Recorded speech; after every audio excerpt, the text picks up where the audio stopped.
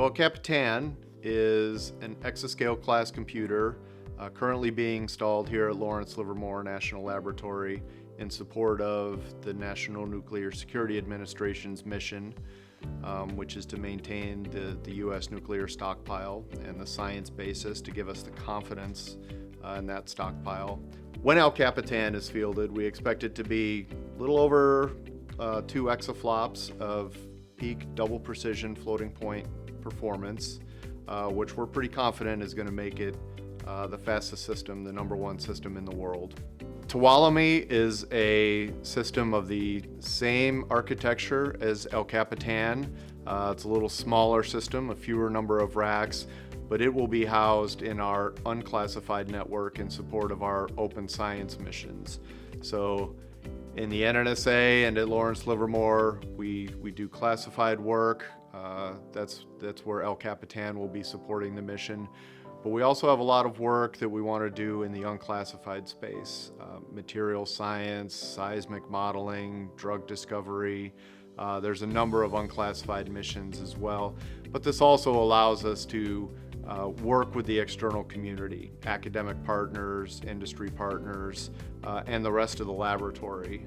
To run these simulations requires enormous amounts of computing power. El Capitan is going to be a real step function in our compute capability. Our current system, Sierra, was one of the first systems that the NNSA procured for production that used graphical processing units, or GPUs, as the basis for computing.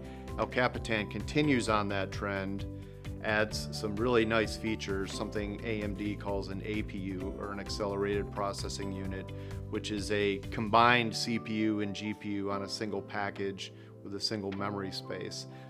El Capitan we expect to be about 15 to 20 times more powerful than Sierra, and the amount of science that we're going to be able to do is going to be commensurate with that.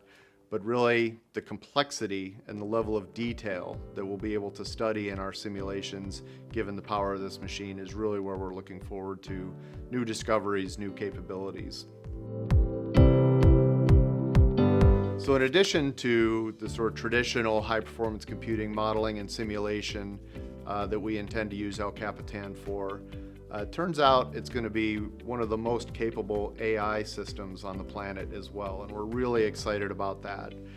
That means two things. One, to train these large models that have really sort of taken over the world right now with generative AI and transformer models requires really exascale-class computers, and in particular GPUs, or graphical processing units, are a basis for a lot of these large training models. But in addition, to train these models requires enormous amounts of data, and that's something that El Capitan is going to be very capable of generating, is the amounts of data that we need to train these models.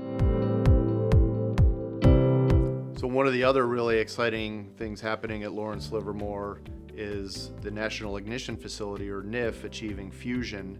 And computing has been a big part of enabling that, and we expect computing to be an important enabler to us getting to higher and higher yields as well.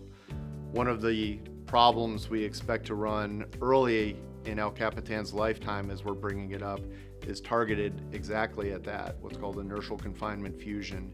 And using a combination of 1D, 2D, and 3D calculations, along with some trained AI models, to help us hone in on an even more robust design so that we can get to the higher yields. Some of the other kinds of science that we run, probably on Tuolumne, our unclassified system, include high-resolution earthquake modeling.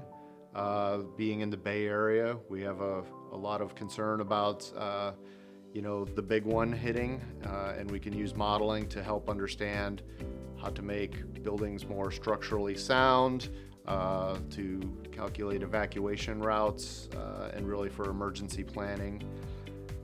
We've got a big push in what's called bioassurance.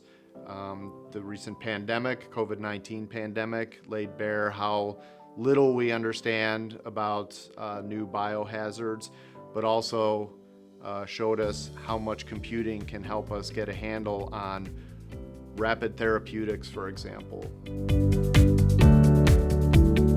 So one of the most exciting things about El Capitan to me is the idea that we're going to discover new things. Kind of like a telescope, this is giving us a way to look further than we ever have before, in more detail than we ever have before. We don't know maybe exactly what that's going to uncover, but we do know that it's going to allow us to discover new things. The first time we hear about what these new discoveries are, that's when it feels like all of this hard work, all of this partnership is finally coming together to fruition, that we've used these systems not just to confirm maybe what we already knew, but to really do scientific discovery. That's the really exciting part of a system like El Capitan to me.